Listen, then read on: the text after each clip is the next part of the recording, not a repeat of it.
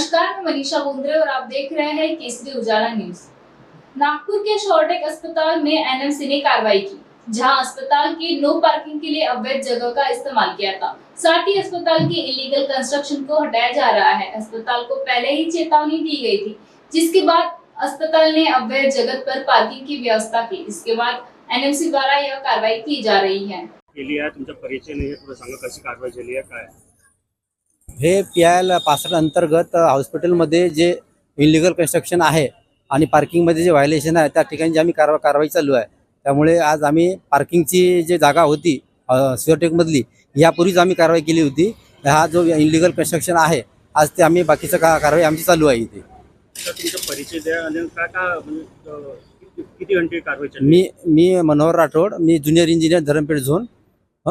माझ्या कार्यक्षेत्रामध्ये हा भाग येतो, त्यामुळे मी इथे कारवाई करत आहे आज। कोणतं हॉस्पिटल केलं सर? शॉर्टेक हॉस्पिटल आहे, धंतोली। हा धंतोली।